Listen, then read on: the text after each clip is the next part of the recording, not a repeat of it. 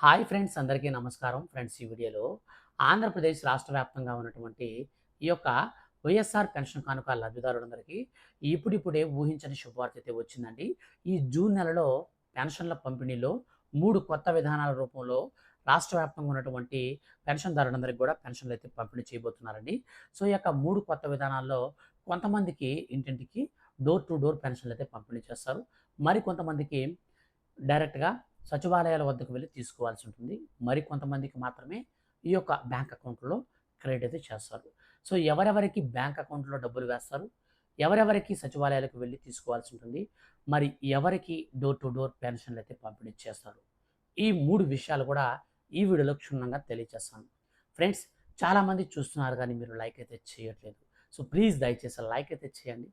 మన యొక్క రాష్ట్ర వ్యాప్తంగా ఉన్నటువంటి పెన్షన్దారులకు సంబంధించి ప్రతి చిన్న అప్డేట్ కూడా వచ్చిన వెంటనే నేను మీకు వీడియో చేస్తాను. అందరికంటే ముందుగా తెలియచేసుకుంటాను. కాబట్టి మన ఛానల్ మీకు నచ్చితే లైక్ చేసి అలాగే సబ్స్క్రైబ్ అయితే చేసుకోండి. ఫ్రెండ్స్, వీడియోని చాలామంది స్కిప్ చేసుకుంటూ చూడడం వల్ల వాళ్ళకి మ్యాటర్ అయితే అర్థం కాక లాస్ట్ క్లైమాక్స్లో వాళ్ళు కామెంట్ అయితే చేస్తున్నారనమాట. సో వీడియో చూడకుండానే కామెంట్ చేస్తున్నారు. ఏమని చేస్తున్నారంటే, బ్రదర్ ఇంతకీ మాకు పెన్షన్లు అనేది ఎలా ఇస్తారు? అకౌంట్లో వేస్తారా? లేదా చేతికిస్తారా? దయచేసి ఆ విషయాన్ని మాకు కామెంట్ రూపంలో మీరు రిప్లై అయితే ఇవ్వండి అని చెప్పేసి పెడుతున్నారు. సో ఇలా అయితే కరెక్ట్ కష్టం అండి. ఎందుకంటే కామెంట్ ఫ్లో అనేది చాలా ఎక్కువగా ఉంటుంది కాబట్టి సో కామెంట్స్ అనేది నేను మీకు హెల్ప్ ఫర్ రివ్యూలు అయితే పెడుతున్నానన్నమాట. ఎందుకంటే మనకు ఈ యొక్క కామెంట్స్ ఫ్లోటింగ్ అనేది అందరికీ మనం ఇన్ఫర్మేషన్ అనేది వీడియో రూపంలో తీస్తున్నాం కదా! సో మళ్ళీ వీడియోని చూడకుండా క్వెషన్ చేస్తే మళ్ళీ నేను దానికి ఆన్సర్ అనేది సెపరేట్‌గా టైం కేటాయించి చేయాల్సి ఉంటుంది. సో అది నాకు కొంచెం కష్టంగా ఉంటుంది. ప్లీజ్ దయచేసి అర్థం చేసుకోండి. మీరు వీడియోని పూర్తిగా చూడండి. వీడియో పూర్తిగా చూసిన తర్వాత కూడా మీకు అర్థం కాకపోతే అప్పుడు కామెంట్ చేయండి. నేను ఖచ్చితంగా మీ కామెంట్‌కి నేను రిప్లై అయితే ఇస్తాను. సో కాబట్టి మీరు వీడియో చూసారో లేదో నాకెలా అర్థమవుతుందంటే, మీరు అడిగే క్వెషన్‌ని బట్టి నాకు అర్థమైపోతుంది. సో మీరు అడిగే క్వెషన్‌కి ఆల్రెడీ నేనైతే మీకు కామెంట్ రూపంలో అయితే నేను మీకు వీడియో రూపంలో అయితే మీకు నేను ఆన్సర్ అయితే ఇచ్చేసాను. కానీ మీరు కొత్తగా క్వెషన్ అయితే వేస్తున్నారన్నమాట. సో ప్లీజ్ అర్థం చేసుకోండి. క్షమించండి, వీడియో అయితే మనకు మరీ లాగ్ అయితే అయిపోతుంది కాబట్టి వీడియో అయితే మనం స్టార్ట్ అయితే చేసేద్దాం.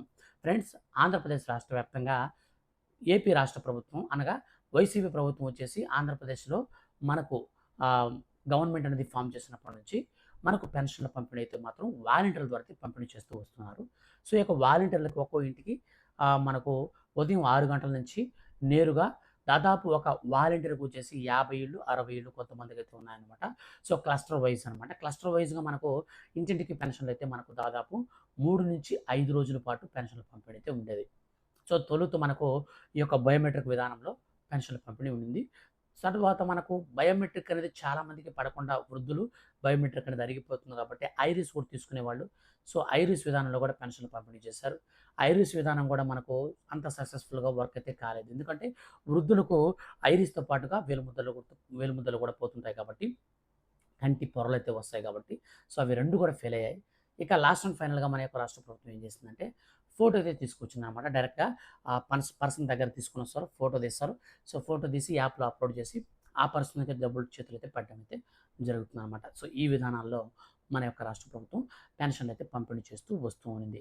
ఇప్పుడు తాజాగా ఆంధ్రప్రదేశ్ రాష్ట్ర వ్యాప్తంగా ఉన్నటువంటి ఎవరైతే ఈ వైఎస్ఆర్ పెన్షన్ కానుక లబ్ధిదారులు ఉన్నారో వాళ్ళందరికి కూడా ఎలక్షన్స్‌కి ముందు అనగా ఎన్నికల కోడ్ రిలీజ్ కాకముందు అయితే మాత్రం వాలంటీర్ ద్వారా పంపిణీ చేస్తూ వచ్చారు.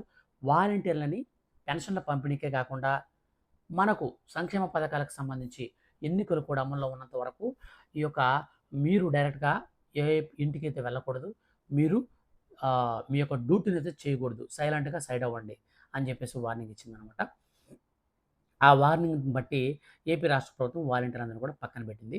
అయితే పెన్షన్‌లు మేము ఎలా పంపిణీ చేయాలని చెప్పేసి క్వెషన్ అయితే ఈసీకి రైజ్ చేసినప్పుడు, మీరు మీకు నచ్చిన విధానంలో చేసుకోండి అని చెప్పి చెప్పడం జరిగింది. అయితే పాత పద్ధతిలో చేస్తామని చెప్పేసి పాత పద్ధతిలో పెన్షన్‌లు పంపిణీ చేసేందుకు సిద్ధమైంది ఏపీ రాష్ట్ర ప్రభుత్వం. అప్పుడు దాదాపు 32 మంది మనుషులైతే చనిపోయారు. సో ఈసీని తిరిగి క్వెషన్ చేసింది. సో మీరు ఈ యొక్క పాత పద్ధతిలో పెన్షన్‌లు పంపిణీ చేయమని ఏప్రిల్ నెలలో మీరు ఆదేశాలు జారీ చేశారు. ఏప్రిల్ నెలలో మేము పెన్షన్ పంపిణీ చేసినప్పుడు దాదాపు 32 మంది వృద్ధులు చనిపోయారు. సో ఎండలు ఎక్కువ ఉండడం వల్ల సో ఈ యొక్క అధిక ఉష్ణోగ్రతలు నమోదవుతున్నటువంటి వేళ సో వడదెబ్బ దగ్గర చనిపోయారండి. మేమెలా చేయాలి?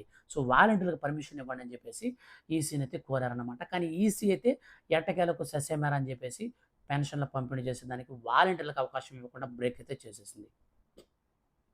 సో వాలంటీర్లకు బ్రేక్ చేసిన తర్వాత తిరిగి ఈ యొక్క పెన్షన్లను మేము ఎలా పంపిణీ చేయాలంటే డోర్ టు డోర్ చేసుకోండి అని చెప్పింది. డోర్ టు డోర్ ఎలా చేస్తామంటే మాకు వాలంటీర్ లేరు కదంటే సచివాలయ సిబ్బంది ఉన్నారు కదా! సో సచివాలయ సిబ్బంది ద్వారా మీరు డోర్ టు డోర్ చేసుకోండి. అయితే డోర్ టు డోర్ సచివాలయ సిబ్బంది చేయడం సాధ్యమేనా? దాదాపు మన యొక్క రాష్ట్ర వ్యాప్తంగా 65,49,000 మంది, అక్షరాల 65,49,000 మంది మనకు పెన్షన్ లబ్ధిదారులు ఉన్నారు. సో వీళ్ళందరికీ కూడా సచివాలయ ఉద్యోగులు ఎలా పంపిణీ చేయగలుగుతారు? ఒక్కొక్కరికి ఎగ్జాంపుల్‌గా చూసుకుంటే ఒక గ్రామ లేదా వార్డు సచివాలయంలో స్టాఫ్ మెంబర్స్ ఎంతమంది ఉంటారండి? ఒక 5 మంది లేదా ఒక నలుగురు, 6 మంది కంటే ఎక్కువ మంది ఉండరు. సో ఈ యొక్క 5, 6 మందిలో ఒక్కొక్కరు ఒక్కొక్క వార్డు పరిధిలో చూసుకుంటే మనకు పెన్షన్‌లు ఎన్ని ఉంటాయండి? సచివాలయాల పరిధిలో చూసుకుంటే మనకు దాదాపు ఒక 10,000 పెన్షన్లు ఉండేటువంటి ఏరియాలు కూడా ఉంటాయి. సో 5 మంది 10,000 మందికి పెన్షన్లు పంపిణీ చేయాలంటే ఒక్కొక్క సచివాలయ ఉద్యోగి 2,000 మందికి పెన్షన్లు పంపిణీ చేయాల్సి ఉంటుంది. సో 2,000 పెన్షన్లు ఒక సచివాలయ ఉద్యోగి పెన్షన్లు పంపిణీ చేస్తే అది ఎన్ని రోజులు కంప్లీట్ అవ్వాలండి? ఒక రోజులో 2,000 పెన్షన్లు పంపిణీ చేయడం సాధ్యమేనా? సో ఇవంతా మన కష్టం ఉన్నట్టు. ఎందుకంటే కేవలం ఒక వాలంటీరే 5 రోజులు టైం అయితే ఇచ్చారు. ఒక వాలంటీర్‌కి 5 రోజులు టైం అయితే ఇచ్చారన్నమాట. సో మీరు 5 రోజుల్లో మీకు ఇచ్చినటువంటి క్లస్టర్‌లో ఉన్నటువంటి వారందరికీ కూడా కంప్లీట్ చేయాలని చెప్పేసి 5 రోజుల టైం అయితే ఈ యొక్క వాలంటీర్‌లకి ఇవ్వడం జరిగింది. మరి సచివాలయ ఉద్యోగులకి 65 లక్షల మందికి ఇంటింటికి పంపిణీ చేయాలంటే సాధ్యమయ్యే పని కాదని చెప్పేసి ఏపీ రాష్ట్ర ప్రభుత్వం ఎట్టకేలకు దాన్నైతే పక్కన పెట్టి మరో కొత్త విధానానికి తెరలేపిందనమాట. సో అదేంటంటే డీబీటీ పద్ధతిలో పెన్షన్ల పంపిణీ చేయడం. డీబీటీ అంటే ఏం లేదండి, మీ యొక్క ఆధార్ కార్డ్‌కి ఎన్‌పీసీఐ మ్యాపింగ్ అయినటువంటి బ్యాంక్ అకౌంట్. సో ఈ యొక్క బ్యాంక్ అకౌంట్‌కి లింక్ అయినటువంటి ఆధార్ కార్డ్ నెంబర్‌ని బేస్ చేసుకొని డైరెక్ట్‌గా వాళ్ళ ఖాతాల్లోకి పెన్షన్ అమౌంట్ అయితే పబ్లిష్ చేయడం. అయితే ఈ విధానంలో కూడా మరికొన్ని సమస్యలైతే వచ్చేసాయి. సో సమస్యలేంటంటే మనకు కంప్యూటర్‌లో బటన్ నొక్కి పెన్షన్ అమౌంట్ రిలీజ్ చేసేటప్పుడు చాలామందికి బ్యాంక్ అకౌంట్ అనేది యాక్టివేషన్‌లో లేకపోవడం, ఎన్‌పీసీఐ లింక్ లేకపోవడం. సో ఇటువంటి వారందరికి కూడా పెన్షన్ పంపిణీ ఒక సమస్యగా తయారైతే అప్పుడు ఏపీ రాష్ట్ర ప్రభుత్వం ఏం చేస్తుందంటే సచివాలయ ఉద్యోగుల ద్వారా వాళ్ళకి ఇంటింటికి వెళ్లి పెన్షన్‌లు పంపిణీ చేయాలని చెప్పింది.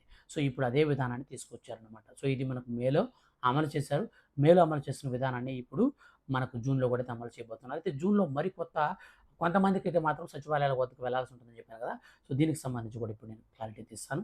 సో ఎవరికైతే మన యొక్క రాష్ట్ర వ్యాప్తంగా ఈ యొక్క పెన్షన్‌దారులు ఉన్నారో వాళ్ళందరికి కూడా పెన్షన్‌లు విడుదల చేసుకున్నప్పుడు పేమెంట్ ఫెయిల్ అవుతుందో అటువంటి వారందరికి కూడా ఇంటింటికి వెళ్లి పెన్షన్‌లు పంపిణీ చేస్తారు. అలాగే పెన్షన్‌లు పంపిణీ చేసే సమయంలో కొంతమంది వ్యాధిగ్రస్తులు, రోగగ్రస్తులు ఉంటారు. అటువంటి వారందరికీ వ్యాధి అంటే మంచం మీద నుంచి లేవలేని వారికి బ్యాంక్ అకౌంట్‌కి వెళ్లి డబ్బులు తెచ్చుకోలేనటువంటి వారికి అంటే 80 సంవత్సరాలు పైబడినటువంటి వారికి. సో ఇటువంటి వారందరికి కూడా పెన్షన్‌లన్నీ కూడా నేరుగా డైరెక్ట్‌గా ఈ యొక్క ఆహ్, సచివాలయ స్టాఫ్ ద్వారా ఇంటింటికి డోర్ టు డోర్ అయితే పెన్షన్‌ల పంపిణీ ఉంటుంది. అలాగే ఈ డోర్ టు డోర్ పెన్షన్‌ల కార్యక్రమం అనేది ఎవరికైతే ఆహ్, ఇస్తారో సో అటువంటి వారందరికి కూడా నేరుగా అయితే లాస్ట్ మంత్ ఇచ్చినప్పుడు ఇప్పుడు కూడా ఇస్తారండి, ప్రాబ్లమ్ లేదు. కానీ మీరు ఎవరైతే సచివాలయాలకు వెళ్ళాల్సి ఉంటుందంటే మీ వద్దకు అంటే మీ ఇంటి వద్దకు సచివాలయ ఉద్యోగులు వచ్చినప్పుడు మీరు గనక ఇంట్లో లేకపోతే ఒకవేళ మీ బ్యాంక్ అకౌంట్‌లోకి లాస్ట్ మంత్ డబ్బులు క్రెడిట్ అయ్యి ఈ మంత్ డబ్బులు పడకపోతే అప్పుడు మీరేం చేయాలంటే సచివాలయాలకెళ్ళి ఉదయం 6 గంటల నుంచి సచివాలయ ఉద్యోగులు పెన్షన్ పంపిణీలో ఉంటారు కదా! సో వాళ్ళు ఏ టైంలో ఉంటారో ఆ టైంలో మీరు కనుక్కొని వాళ్ళకి మొబైల్ నంబర్ ఏదైనా తీసుకొని వాళ్ళ దగ్గరికి వెళ్లి మీరు పెన్షన్ అయితే మీరు డైరెక్ట్‌గా వెళ్లి తీసుకోవాల్సి ఉంటుంది. సచివాలయం వద్దకు వెళ్ళేగైనా కానీ లేదంటే వాళ్ళు ఉన్నటువంటి ఏరియాకి వెళ్ళినా కానీ మీరు పెన్షన్‌లు తీసుకోవాల్సి ఉంటుంది. సో ఈ విధానంగా మనకు వెసులుబాటు ఇచ్చింది. ఎందుకంటే గతసారి అంటే మనకు మే నెలలో పెన్షన్‌లు పంపిణీ చేసేటప్పుడు చాలామంది ఇళ్ల దగ్గర లేరన్నమాట.